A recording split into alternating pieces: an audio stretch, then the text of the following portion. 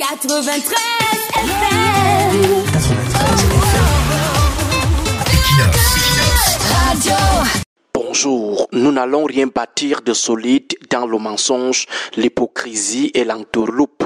Aucun Cameroun nouveau ne va voir le jour si au préalable, nous n'avons pas des personnes qui vont dire la vérité aux faussaires.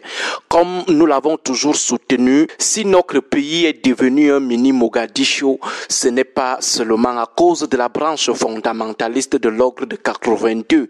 Il y a aussi ces acteurs alternatifs, ces acteurs de l'opposition, ces acteurs de la société civile qui prospèrent dans la fémania politique.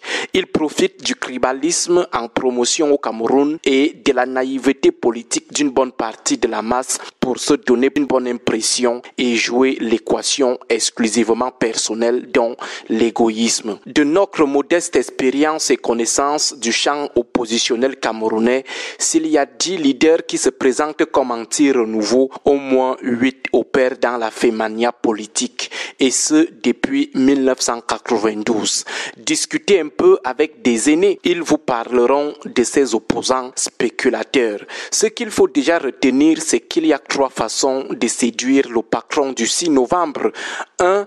En lui faisant du corbeau et le renard, c'est-à-dire passer des journées à lui dire comment il a un beau plumage, comment il a une belle voix, lui rappeler de temps en temps que entre Dieu et lui, la différence se joue seulement sur quelques détails. 2. Faire semblant de le combattre afin qu'il soit contraint de négocier la paix avec vous. On tire sur lui dans le but de se faire une redoutabilité qui permettra plus tard d'élever les enchères. Quand ça ne marche pas, on commence à dire qu'on a déjà eu des propositions, seulement on ne mange pas de ce pain. Ce qui est faux, c'est juste une fémania qui a mal tourné. La 3e façon de séduire le patron des gens du 6 novembre, c'est de jouer ses infiltrés en vendant la mèche des dynamiques oppositionnelles en préparation ou alors en les démantelant. Les opposants spéculateurs opèrent suivant les 2 dernières stratégies. Nous les avons toujours qualifiés des opposants de l'allégorie de la grande prostituée, avec des prostituées de rue qui dealent à ciel ouvert avec le pouvoir tout en se proclamant toujours opposants. C'est le cas des sociétaires des différents G quelque chose et des prostituées de luxe qui affichent la mine des gens qui détestent le régime. Pourtant, dans la nuit, ils sont dans ces appartements et ressortent vite à 5 heures avant que le quartier ne se réveille, ni vu ni connu. Voilà les réalités de notre opposition et de notre société civile qui est également coupable.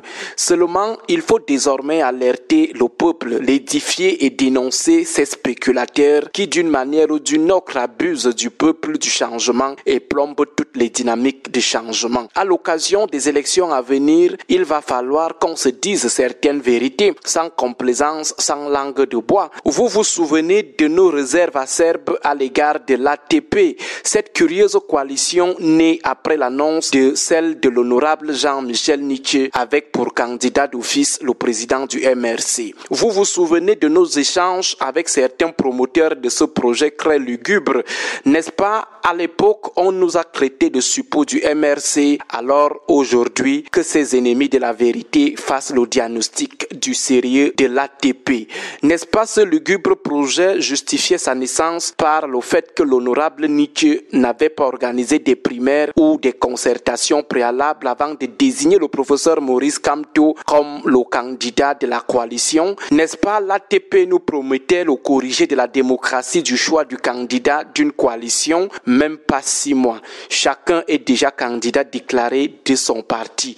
Où est donc passé le candidat unique que l'ATP comptait nous présenter à l'issue des primaires très démocratiques, qui a encore gâté leur sérénité? Et si l'honorable Nietzsche avait accepté s'engager avec ces spéculateurs dans une approche des primaires, imaginez la suite.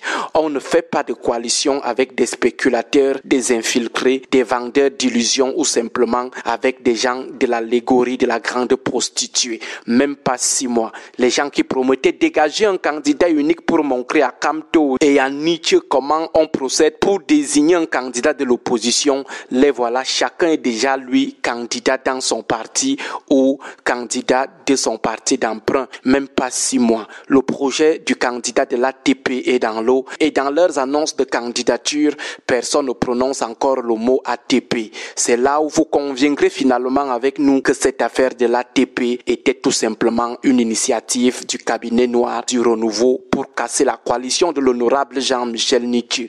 Sentant que cet objectif ne sera jamais atteint, chaque mercenaire prend désormais sa route. Que le peuple camerounais reste vigilant des opposants du Hilton, des saisonniers politiques, des infiltrés, des hirondelles politiques, des commerçants politiques, des vautours sont de sortie. Vigilance. Tout ce qui est opposant n'est pas toujours opposant. Vigilance. Bon début de semaine à vous tous. Bon début de... 93 FM. 93 FM. Equinox. Radio.